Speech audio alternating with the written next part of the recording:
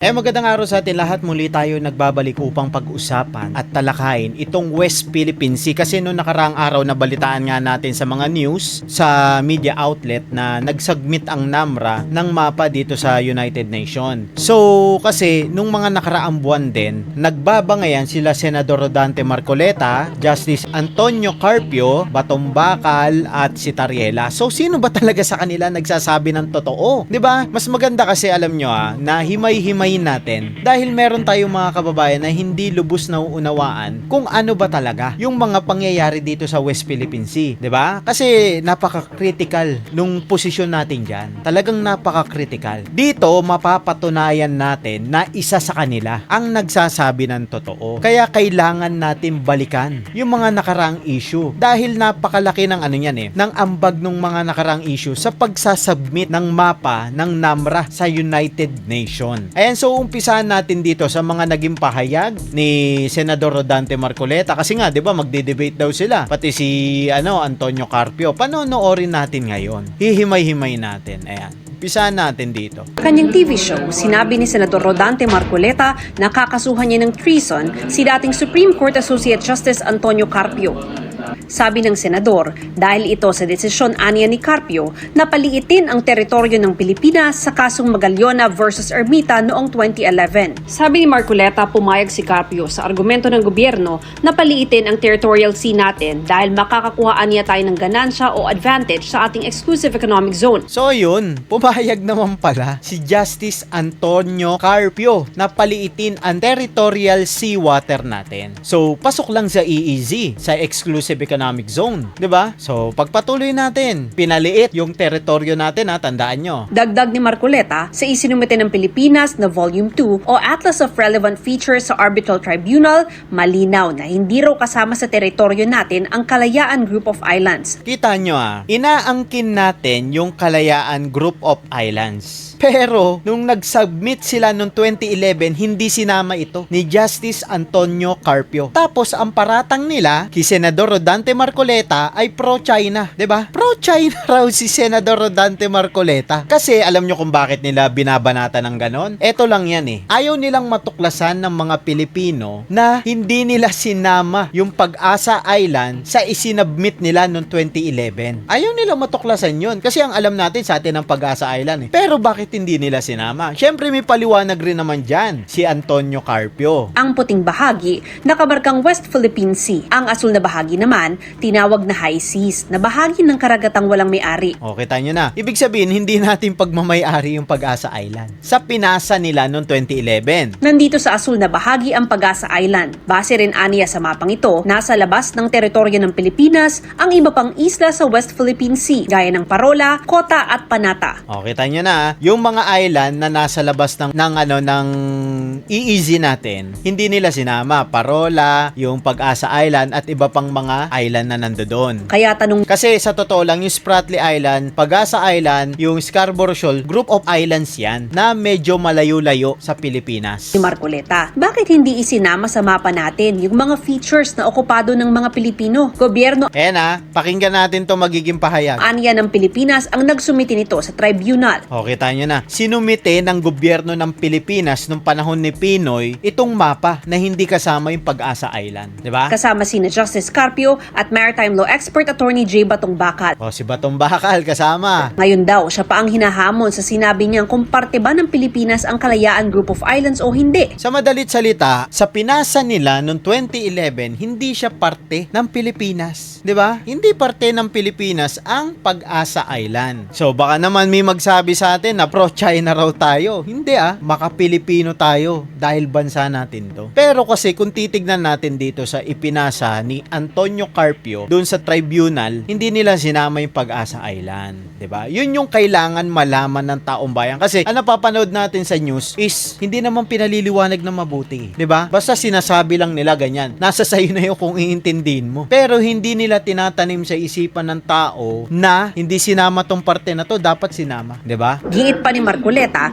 hindi naman niya sinabi na hindi parte ng teritoryo ng Pilipinas ang Kalayaan Group of Islands, pero kailangan daw ng mapa at coordinates rights nito. Tama, 'di ba? Kasi kung aangkinin mo yung isang bagay, kailangan mo i-include 'yun sa isang mapa. Hindi mo pwedeng hindi mo pwedeng sabing akin 'yan kung wala 'yan sa mapa mo. Tugon naman ni Justice Carpio, lahat ng first-year law student alam na pwede lang magkaroon ng treason kung nasa gitna ng digmaan ng Pilipinas, alinsunod sa Article 114 ng Revised Penal Code. Kasi nga kakasuhan raw siya ng treason dahil hindi niya sinama sa ipinasa nila sa tribunal yung Pag-asa Island. Dapat in-include yun. So ipaliliwanag naman ni Antonio Carpio kung bakit hindi nila sinama. Syempre kailangan natin tignan yung panig niya. Dagdag niya sa kasong Magallona versus Ermita, gusto ni Magallona na isama sa teritoryo ng Pilipinas lahat ng isla at katubigang sakop ng 1898 Treaty of Paris Lines. Ito ang tratadong nagtapos sa Spanish-American War at naglipat ng Pilipinas at iba pang kolonya ng Espanya sa kontrol ng Amerika. Pero ayon kay Carpio, malinaw na labag sa UNCLOS at customary international law kung isama sa Philippine territorial waters ang lampas sa 12 nautical miles mula sa archipelagic baseline natin. Di parang sinabi niya, pinatotohanan niya na hindi talaga parte ng Pilipinas yung Pag-asa Island. Pero kasi, kung iisipin mo, tinirhan na yan ng mga Pilipino. May nakatayong bandila na ng Pilipinas yan. So, part na yan. Parte na yan ng Pilipinas. 'Di ba? Ilang dekada na nakatira ang mga Pilipino sa Pag-asa Island. May barangay nga tayo dyan eh. May istasyon ng police, navy, army, meron kompleto. 'Di ba?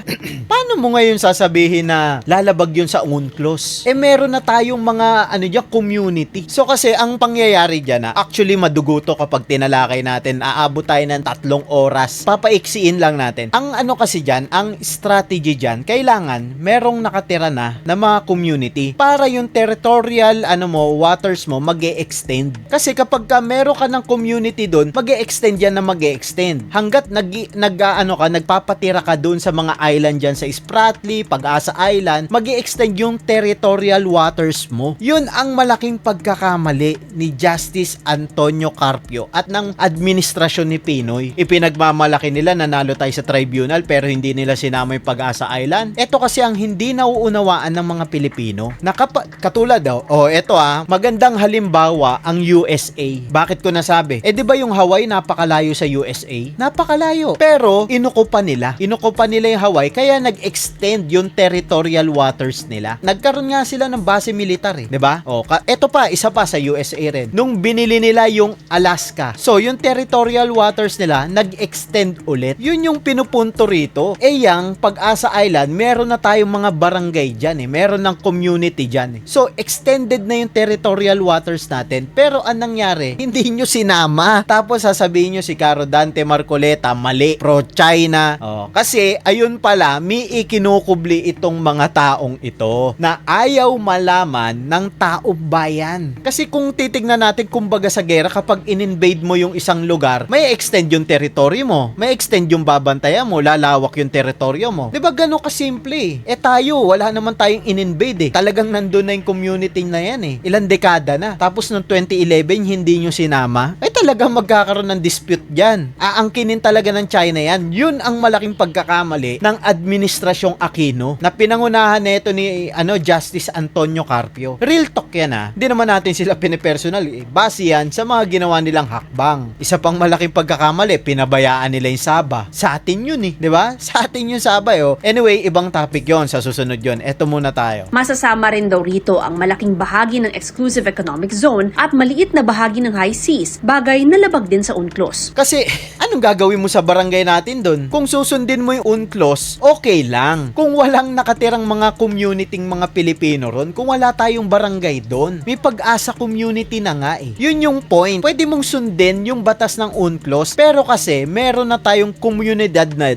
may community na tayo ron. Kaya i-extend mo ngayon yung territorial waters natin. Hindi mo pwedeng, hindi isasama yung Pag-asa Island? Ano ba naman to? Kung kinatigan aniya ng gobyerno sina Magallona, tsak na i-dismiss agad ng arbitral tribunal ang kaso natin. Yung sinasabi niyang kay Magallona, ang pagkakalam ko doon base sa nabasa kong libro, wala pang tao sa Pag-asa Island. Bakit kayo dyan nagbase? Kung talagang gusto nyong ilaban yung Pag-asa Island, na pinaninindigan natin dapat 2011 pa lang. Sinama nyo na sa mapa yan. Ba't di nyo sinama? O tas ngayon, merong nag-voice out, natatakot kayo kaya binakbakan nyo. 'Di ba? Binakbakan nyo Dugtong-dugtong yan yung pagpunta ni Trillanes dito sa China. Sino nag-utos? Si Pinoy. Kinwestiyon ni Enrile. Anong ginawa mo? Dapat alam ng taong bayan kung bakit ka nagpunta ron. Treason. Treason din ang sinabi ni Enrile noon Treason. Hindi alam ng mga Pilipino kung ano ang naging usapan Chinese government sa Philippine government. Kasi ang nirepresenta raw ni Trillanes, Philippine government Pagpatuloy natin to. Dahil magiging kapareho lang natin ang 9-dash line ng China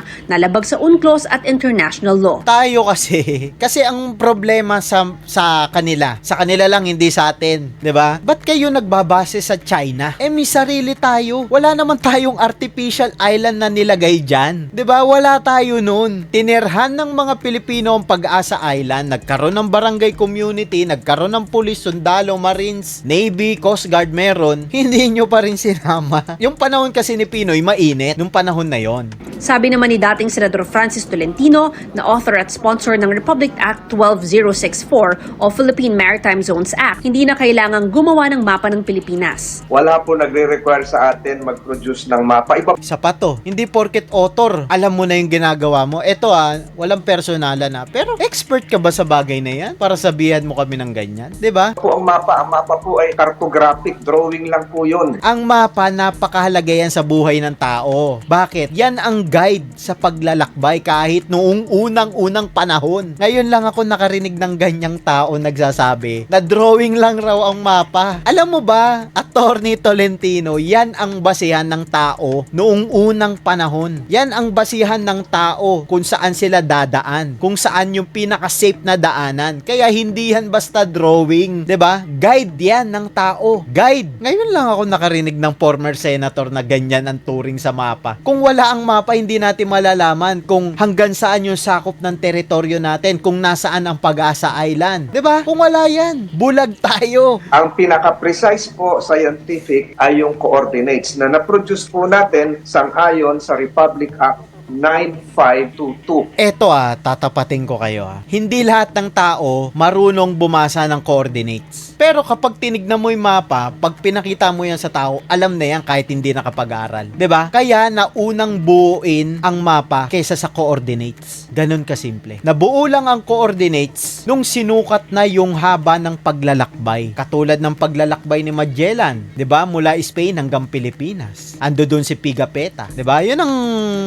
natin sa history kasi medyo interesado tayo sa mga history, lalong-lalo na yung history ng Pilipinas. Meron tayong content yan dito sa baba. Meron tayong mga kwento-kwento na konti dyan. And so balik tayo dito, 'di ba? Noong 2009. Nakaayon aniya sa UNCLOS lahat ng nilalaman ng Philippine Maritime Zones Act. Nang tanungin naman kung makakatulong ba ang hamon ni Senador Marcoleta na debate, Gugulo lang. They're entitled to their own opinions or sentiments on this. Pero yung paulit-ulit kong sinasabi, international law is not based on one's personal opinion. Kita mo? Natatakot kasi sila. Ganun kasimple, natatakot sila na malaman ng taong bayan na mali yung ginawa nila. Dito natin mapagdudugtong kung bakit hindi nila sinama yung Pag-asa Island. Dahil siguro, nagpunta si Trillanes doon, yun ang naging usapan, kaya nagpasya itong si Justice Antonio Carpio, ayan baka nagpasya itong si Justice Antonio Carpio na mas makikinabang tayo dito sa exclusive economic zone. Kaya hindi sinama yung Pag-asa Island. Kasi ang sukatan nila mula Palawan hanggang Spratly. Kung ano lang yung masusukat doon, hanggang doon lang hindi kasama yung Pag-asa. Baka yun ang naging usapan.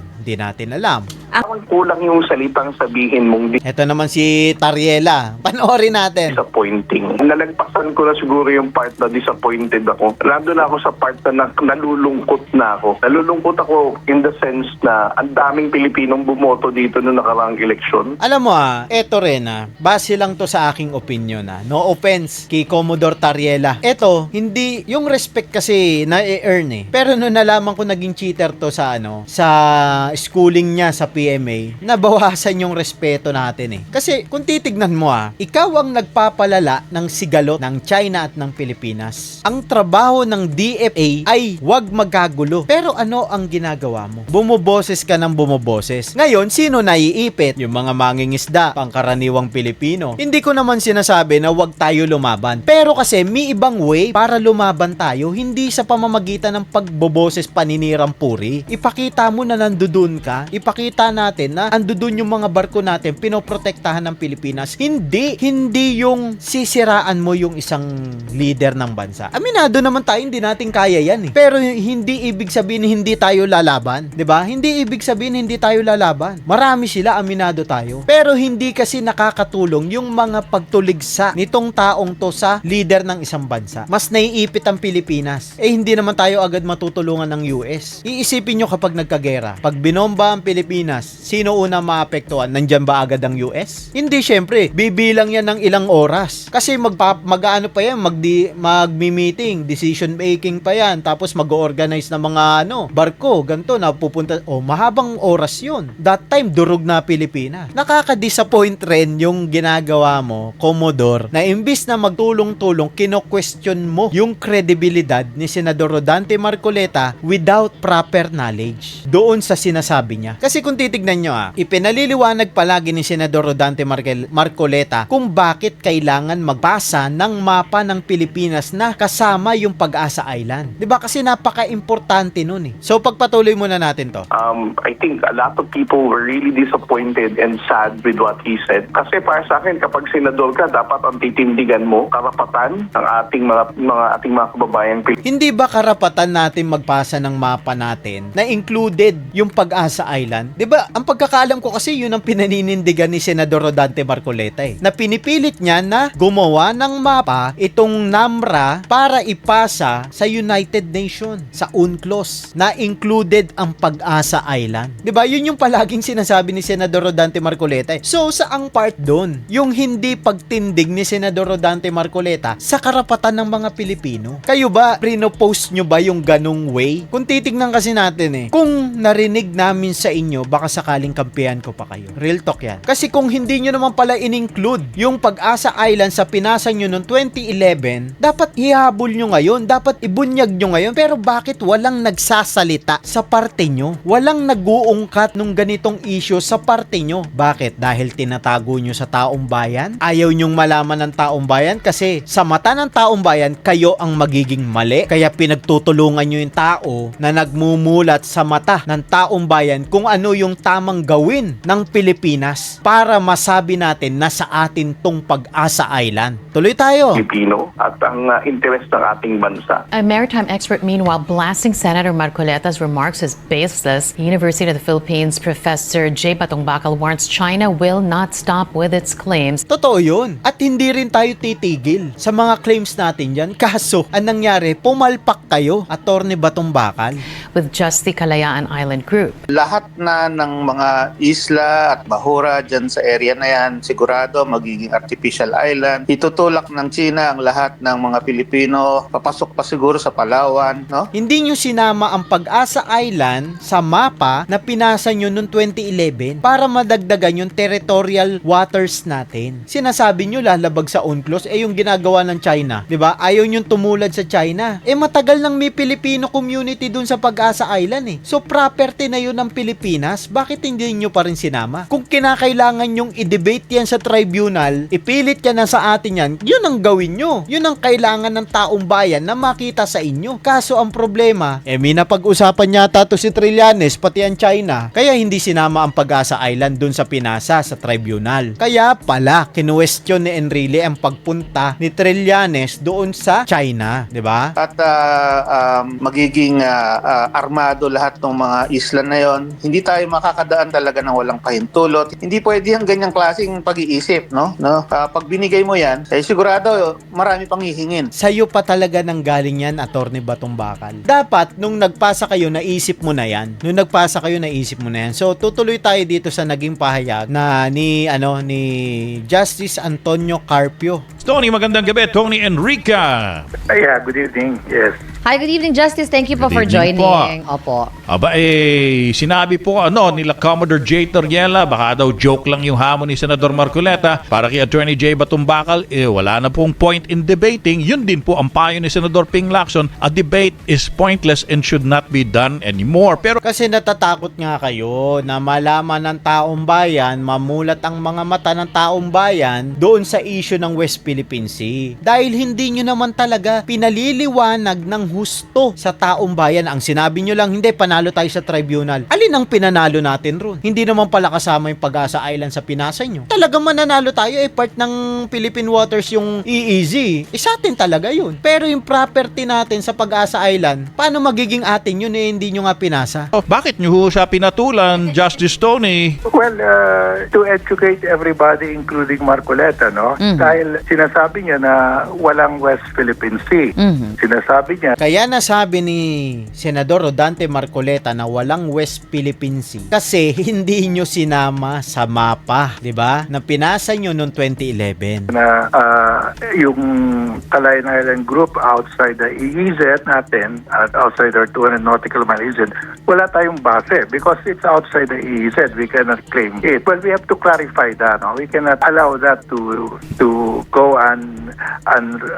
unanswered because we have to explain it to the Filipino people. Okay. So you think a debate can clear up mga misinformation or misimpression? Yeah, sabi na nga ni Marcoleta, friendly debate. So okay, let's discuss it. Saan? Ang sinabi ko naman, we will discuss this topic.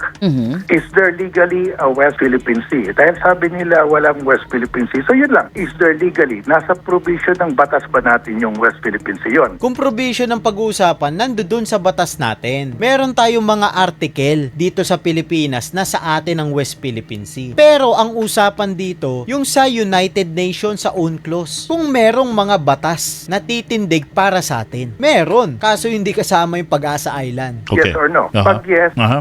yung mga isla natin are maritime features in our islands Yes. beyond 200 nautical mile. Is that part of the West Philippine Sea? Okay. May provision ba doon sa batas na kasama din yun lang? Dalawa Yeah, lang. dalawa Very lang. simple. Okay. At total. Sorry Justice medyo nagputol-putol. But we get your point, no? Pero ang siguro moving on from the 2 points na nilatag nyo, no, na dapat pong maging scope nung debate, ay ready ho ba kayo na tanggapin na baka ano ba tawag doon? Bluff lang yung debate Joke time lang pala. pero hindi kanya siputin. Anong masasabi nyo? Well, okay lang sa akin. Kung ayaw niya sumipot, he will have to answer. Nakita nyo yung mga tanungan nila, no? Pan-trigger para mag-away itong mga to. Yung tanungan na itong mga media, no? Na bandang huli, parang ang mali talaga, si Senador Rodante Marcoleta. May conclusion na agad sila na hindi sisipot si Senador Rodante Marcoleta. For that to the people. Ganyan kabayas itong media na to. Okay lang sa akin. Wala namang mawawala sa atin. Kaso, ang problema kasi dito kay Antonio Carp, may limitasyon yung debate nila. Meron lang silang isang portion na pag-uusapan. Ang West Philippine Sea, napakalaki ng issue dyan, napakalawak ng issue dyan, tapos isang portion lang yung pag-uusapan nyo. Yun ang gusto ni Antonio Carpio, yun lang portion na yun ang pag-uusapan. Nag-debate pa kayo. Natatakot ka naman palang ungkatin lahat. May kondisyon kayong binibigay na ito lang ang pag-uusapan. Gusto nga malaman ng taong bayan yung kabuuang issue. Bakit kayo natatakot na malaman ng taong bayan yung kabuuang issue? Diba? Ibig sabihin, meron kayong tinatago talaga dyan. If we discuss that, it will just educate everybody. Maganda nga po na baka kailangan lang po ata dito live stream lang para may live lang tayo na pagtuturo na Pupunta na tayo dito kay Senador Rodante Marcoleta. Ito yung naging sagot ni Senador Rodante Marcoleta sa mga paratang sa kanya ni Justice Antonio Carpio. Na alam nyo kasi kagaya ng sabi ko kanina, meron kasing pinasa yung NAMRA sa UNCLOS. Wala tayong idea ano yon. Although sinasabi nila mapa raw yun, mapa ng Pag-asa Island, mapa ng ganito. Pero kasi mas maganda na mas maunawaan natin yung issue kung bakit nagpasa ng mapa ang NAMRA. Magandang tanghali sa iyo, Rapi. Opo. Sabi po sa amin kahapon ni former SC Associate Justice Antonio Carpio ay payag siyang makipagdebate sa inyo tungkol sa West Philippine Sea. At handa raw po itong i-host ng Philippine Bar Association itong debate. Kung papayag din kayo, payag ho ba kayo sa debate? Payag naman ako kahit kailan, Rapi, nasabi ko na ito, ngunit yung limitasyon na kanyang binabanggit, hindi ata nasabi kung tatanggalin yung mga limitations na kanyang nilagay. O, kita nyo? Napakagulang ni Carpio, naglagay ng limitation sa pag-uusapan. Kung talagang wala kang tinatago, dapat walang limitasyon. Kagaya ng offer ni Senador Rodante Marcoleta. Walang limitasyon. Pag-usapan natin lahat mula dulo, mula umpisa hanggang dulo ng issue. Kasi kung titignan natin mas ma-educate ang taong bayan kung pag-uusapan lahat. Kung malalaman ng taong bayan ang lahat ng pangyayari, lahat ng ginawang aksyon ng gobyerno, kung ano-anong mga batas ang naipasa, kung ano-anong mga proseso ang ginawa, 'di ba? Malalaman ng taong bayan kung tama ba talaga ang naging hakbang ng Administrasyong Aquino sa pangunguna ni Justice Antonio Carpio. Bakit po gusto nyo walang limitation? Para naman magwagi ang buong mamamayang Pilipino kasi paano mo naman ililimit yung napakalawak na subject matter ng West Philippine Sea. Hindi lamang sa malawak ito ay complex at far-reaching ang kanyang consequences. So, hindi dapat bibigyan ng limitasyon, lalong-lalo na yung limitasyon ay sa akin pa di umano nang galing yung mga pananalita na hindi ko naman talaga sinabi yung ganon. Tama, kasi ang paratang nila kay Senador Rodante Marcoleta, bitawan na natin yung Kalayaan Island, Kalayaan Group of Island, 'di ba? KIG. Paano ka makikipagdebate sa isang parang nangyari, Rapi, gumawa sila ng yung tinatawag na yung strawman fallacy o strawman argument na kung saan yung posisyon ko pinalitan nila, sinubstitute nila, minanipula nila, iniba nila. Pagkatapos yun ang kanilang bibirahin para sa ganun lilito na parang nanalo sila kagad. Sinabi rin po ni dating Senior Associate Justice Carpio kahapon na hindi pwedeng magkaso ng treason kapag peacetime. Ito po yung Eto na, yung sagot sa treason ni Carpio. threat nyo sa kanya. Kung gusto raw po ninyo, kailangan nyong i-amend o baguhin muna yung Article 114 ng Revised Penal Code. Ano pong tugon nyo rito? Akala ko naman malawak ang kanyang pangunawa, Rapi. Ang sinasabi ko lamang dyan, I'm not referring to the book definition of treason. Tama. I am referring to the generic sense of the word treason. Tama, 'di ba? Kasi nakasulat sa batas o sa libro na pwede mo lang kasuhan ng isang tao ng treason kapag may gera. Pero ang sinasabi kasi ni Senador Rodante Marcoleta, pagtataksil sa taong bayan, yung pagsisinungaling niya. 'Yun ang tamang paliwanag, bro. Kaso hindi nga nauunawaan ni Justice Antonio Carpio yung ganong pahiwatig ni Senador Rodante Marcoleta, 'di ba? Kasi ang focus niya is gawing mali sa mata ng taong bayan itong pananaw ni Senador Rodante Marcoleta, which is tama yung ginagawa ni Senador Rodante Marcoleta. Ito, base to mismo kay Senador Rodante Marcoleta. Si Senador Rodante Marcoleta ang nagpo-propose na gumawa ng mapa ang NAMRA na included ang Pag-asa Island at yung mga inaangkin nating teritoryo diyan sa West Philippine Sea para masabi natin na sa atin yan. Bakit prinopose ni Senador Rodante Marcoleta yan? Kasi hindi yan ginawa noong 2011. Nitong ni Justice Carpio, hindi nila ginawa yan. Kaya paano mo aangkinin kung hindi mo naman pinasa sa UNCLOS yung mapa na included yung Pag-asa Group of Islands? Kasi ang sinasabi ko riyan, napakalawak na bahagi ng ating teritoryo ang kanyang ipinamigay sa pamagitan ng kanyang maling pagdidesisyon. O, kita mo na. Ipinamigay. Paano naman nasabi ni Senador Rodante Marcoleta na ipinamigay? Hindi niya nga sinama eh. Hindi niya sinama. So, ipinamigay niya, pinabayaan niya. Kasi kung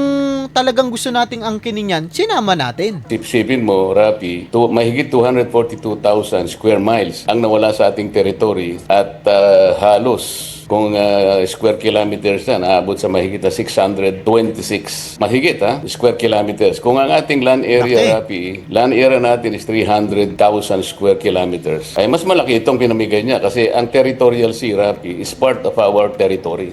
At Kita mo na. defined by our constitution. Tatlong constitution ang nag-define ng ating national territory. Kita mo na, nilabag niya ang konstitusyon. Kaya nasabihan siyang treason. Yan ang malaking kalokohan, yan ang malaking pagkakamaling ginawa ni Justice Antonio Carpio na hindi isinama yung Pag-asa Island, Group of Islands, doon sa ipinasa nila sa tribunal. Kaya pala tayo nanalo agad. Kasi yung inangkin natin, yun nandito lang malapit sa Palawan, hindi sinama yung Pag-asa. Kaya tayo nanalo. So wala rin kwenta yung pagkapanalo natin kung hindi kasama yung Pag-asa Island. Walang kwenta yung pagkapanalo natin sa tribunal. Alam nyo kung hindi pa naging senador si Caro Dante Marcoleta, hindi natin malalaman to. Real talk. tutok yan. Hindi to mauungkat. Magiging bulag ang mga Pilipino sa gantong sitwasyon sa bansa natin.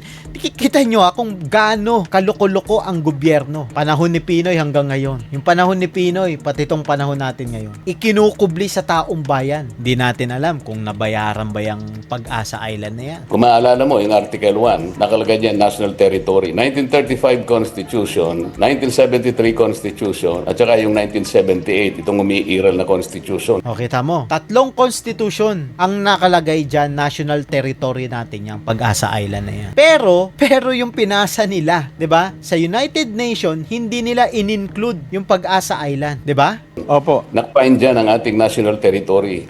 Wala kahit sinong Pilipino ang pwedeng magbago niyan. Pero Senador, ang sabi po niya, hindi lang naman daw po siya yung nagdesisyon dito. Buong Kongreso po yung nagdesisyon daw dito, unanimous yung kanilang desisyon sa Supreme Court. Ay dapat daw lahat sila ay kasuhan ng treason. Yan ang ayaw ko sa pangangatwiran niya, Rapi. Alam mo, Pilosopo no, yung justice. lahat ng ginawang batas ng legislature is subject to constitutional question, di ba? Kung minsan kahit na nagawa na namin yung batas pupunta sa Korte Suprema dahil question of constitutionality. Tama. Trabaho nila na siyasatin yung mga ginagawang batas ng Kongreso, ng Senado. Kung may mali, ibalik dun. Itama. Pero ang ginagawa pala neto ni Justice Antonio Carpio, hindi niya chinecheck. So, hindi niya tinatrabaho kung anong trabaho niya dun sa Korte Suprema. 'Di ba? So, incompetent pala to. Tong Justice Carpio na. 'Di ba? Yun ang dating ng salita Kasi sinasabi niya na kung may mali doon sa ginawa nila, kailangan kasuhan rin daw ang Kongreso. Mga congressman na nagpasa nun. Kung hindi mo inayos diyan sa pwesto mo nung dumating sa'yo, ikaw lang ang makakasuhan. Kayo nagche-check niyan sa Korte Suprema Kung nakalusot sa'yo, kasalanan mo yun. Ngayon, kaya nga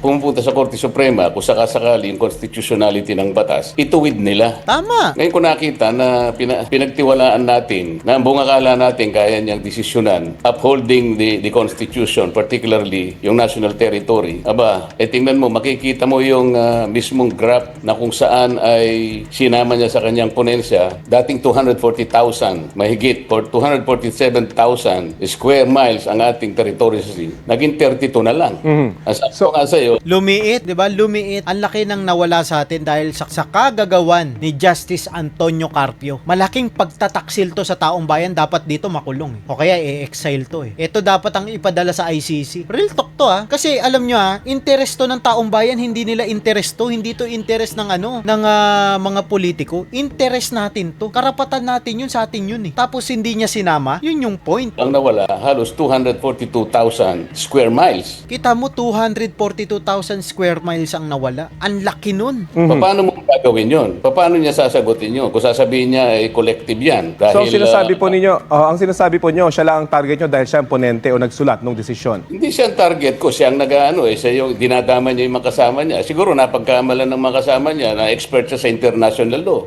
Itatanong ko lang sa kanya Kita nyo? Nalagay tayo sa alanganin lalo. Hindi naman pala expert to sa international law. Tapos yan ang pinadala ng Pilipinas. Magaling lang siguro pumiar. Hindi ka ba naniniwala na inalisan mo ng mahigit 242,000 sa ponensya mo ang ating territory? Kasi ang territorial sea kasama sa territory natin. Tama. Alam mo, kaya nagkakamali siya. Ang buong akala niya kasi, okay naman yan, sabi niya, kahit nawala yung ating territorial sea, nag-gain naman tayo ng napakaraming exclusive economic zone. Napagkamali niya, Rapi, yung exclusive economic zone, hindi parte ng territory natin yun. Ang huwag mong isusurrender, yung territorial sea. Tama. Sapagkat yan ay sakop ng ating national territory na binabantayan at dinefine mismo ng saligang batas. Sa madalit salita, ito palang si Justice Antonio Carpio is incompetent as justice. Hindi naman pala marunong to, tapos kung bumoses akala mo kung sino. Kaya pala nila binabakbakan si Senador Rodante Marcoleta kasi natatakot sila baka maging matalino ang taong bayan. Malaman na palpak yung ginawa nila noong 2011 sa pangunguna ni Pinoy. Palpak pala. Pinamigay yung Pag-asa Island natin. Ang karapatang baguhin yun.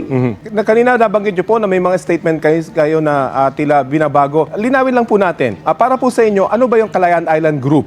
Bahagi po ba ng Pilipinas o hindi? Bahagi. Ang sinabi ko raw, yung KIG, hindi bahagi ng ating teritoryo. Kailan ko sinabi yun? Sila ang naglalagay ng mga salita sa aking bibig para yun nga nga yung strawman fallacy. Tama, yun ang ginagawa nila eh. Kagaya niyan ni Tariela, ingot-ingot kasi yan eh. Kita mo kung matalino talaga si Commodore Tariela, dapat naintindihan niya yon na hindi pala sinama noong 2011 yung Pag-asa Island sa pagpasa dun sa tribunal. Dapat nasiyasat niya yun bago siya nagkukuda-kuda. Commodore siya eh. Siya is spokesperson sa West Philippine Sea. Nire-respeto natin yung parte niya na yon. Pero dapat, hindi porket Commodore ka, kukuda ka lang. Pag-aaralan mong mabuti kung saan tayo titindig, kung anong mga batas ang susuporta sa pagtindig natin, kung anong mga desisyon, kung hanggang saan yung titindigan natin. Pero wala tayong naiintindihan eh. Kasi ang ginagawa nito ni Commodore, hindi nagpapaliwanag. Kung hindi, binabanatan yung China. Sinisiraan ng China. Puro paninirang puri. Puro kuda.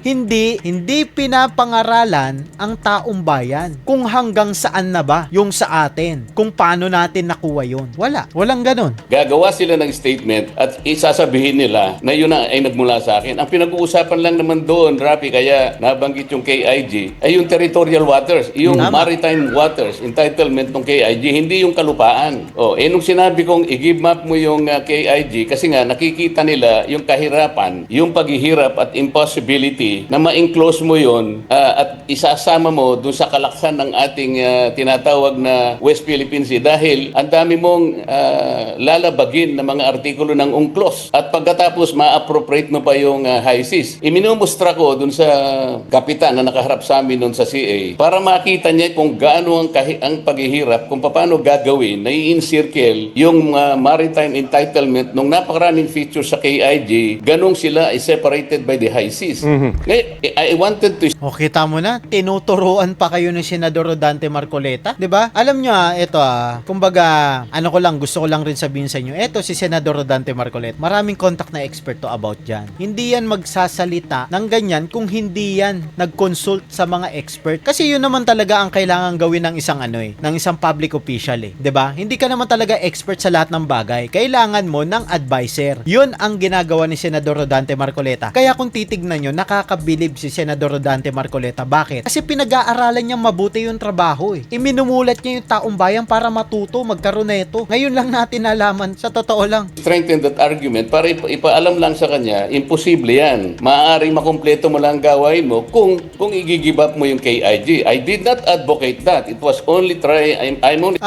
Conversation pala yon. So, giving idea yung ginagawa nila. Ngayon, pinick up nila yung i-give up para pasamain si Senador Rodante Marcoleta. Trying to strengthen the argument na napakahirap kung hindi man imposible na i-enclose mo siya, isasama mo siya sa West Philippine Sea. Ito yung ayaw nilang puntahan. Okay. Ito yung nipilit nilang iligaw ang ating mga kababayan na para masinabi ko na hindi teritoryo ang KIG. Wala akong sinabing ganun, Rafi. Pagdating po sa West Philippine Sea, sino po may karapatan dito? Pilipinas po ba? Hindi yun ang issue, Rafi. Sabi ko, i-drawing muna natin. Yun na yung propose ni Senador Rodante Marcoleta na kinokontra ni Justice Carpio, Tolentino, Batumbakal, Tariela. 4 sila kumukontra. Ayaw nilang i-drawing yung mapa na included yung Pag-asa Island. Ayaw nilang isama yun. Kahit nasabihin mong atin ito, dito sila gumagawa ng strawman fallacy. Sinasabi ko lang, i-drawing natin ang hangganan ng West Philippine Sea sapagkat 14 years ago, minanduhan na, inorderan na sa magitan ng administrative order. Presidential directive ito, Rafi, sinabi na sa NAMRIA, kasama yung DFA, i-drawing nyo yung mapa ng Pilipinas reflecting the West Philippine Sea at i-deposit ninyo kanya sa UN Secretary General. Kita nyo? 14 years ago, wala kayong drawing, NAMRA. Kung hindi pa kayo inalog-alog dyan ni Senador Rodante Marcoleta, hindi kayo magpapasa. At notify all international organization. After 14 years, Rafi, nasaan? Sabi na harap-harapan, aminin ba nila nakapag-deposit sila? Wala. Alam mo yung ginawa nilang mapa na sinabmit nila sa tribunal, Rafi, sana may pagkakataong ipakita sa'yo.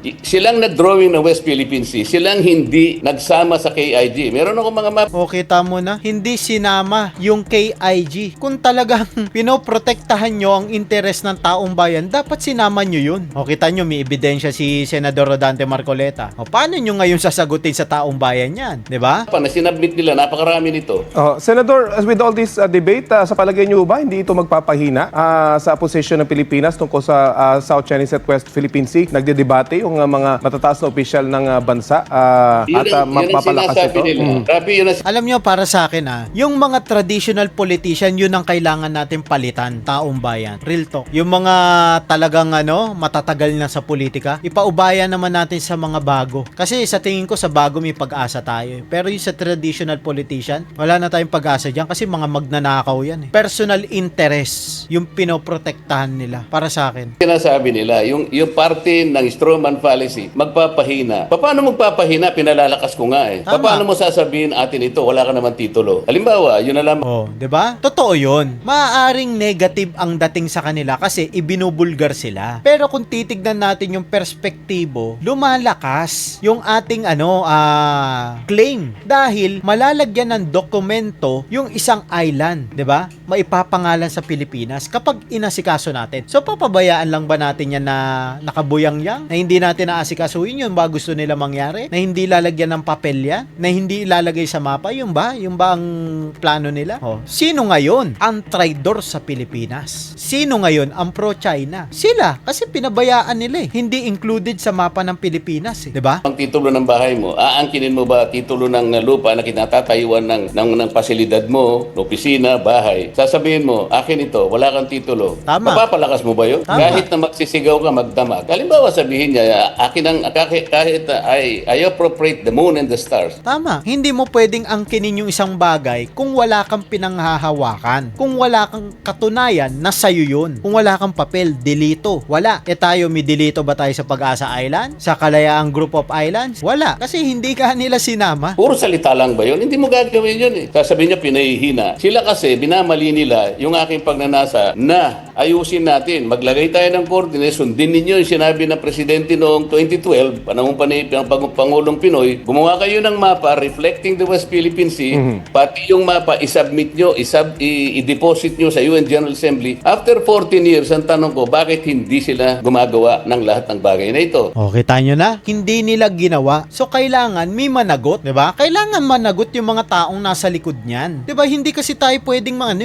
para sa akin hindi natin pwedeng pabayaan na lang yung ganong ginawa nila, yung pagpapabaya sa trabaho nila. Kasi inilagay sila ng taong bayan, pinapasahod sila ng taong bayan dyan, tapos hindi nila ginagampanan yung trabaho nila. So, dapat may consequence, di ba? May consequence. May pananagutan sila dyan eh. Kailangan makulong siguro tong mga to para magtino eh. So, pupunta tayo dito sa NAMRA na yung pinasa nilang mapa. Ayan. So, sisipatin lang natin kasi saglit lang tong video na to eh. Ang NAMRA, after 14 years nagpasa sa United Nations. Ang liit nga lang nito eh, sa totoo lang. So, ayan lang yung pinasa nila. Napakaliit lang yan. Pero, at least, part na ng Pilipinas ang Baho de Masinloc. Yun ang pinaka-importante dito. Last July lang yan, 2026. Yan ang pinaka-importante. Kita nyo pinaparatangan nyo si Senador Rodante Marcoleta na mali, na hindi na kailangan ng mapa dahil drawing lang yan. Pero in the end of the day, susundin nyo rin pala. Ibig sabihin, sa simulat sa pool, tama talaga yung paninindigan ni Senador Rodante Marcoleta. Real talk yan. Kita nyo, yung katunayan. Kung hindi totoo sinasabi ni Senador Rodante Marcoleta. Kasi kung hindi totoo, ba't kayo magpapasa? Kung how-show lang pala ang pagkokomento, kung paninirang puri lang pala si Senador Rodante Marcoleta. Yan ang pinakamahalagang leksyon sa atin na dapat matuto tayong makinig. Bakit? Dahil natapakan ba yung pride nyo? Diba? Tatanga-tanga kayo dyan eh. Talagang ganyan. Kapag ka merong mas marunong sa'yo, papalitan ka, tuturuan ka para matuto ka. Ayun, maraming salamat nga pala sa lahat ng tumututok at patuloy na sumusuporta sa atin. Huwag nyo nga po pala sanang kalimutan mag-subscribe, like, and share, and please click the notification bell button para palagi kayong updated sa lahat ng ating uploads. Magkita-kita po tayo next video. Hanggang dito na lang. Bye-bye.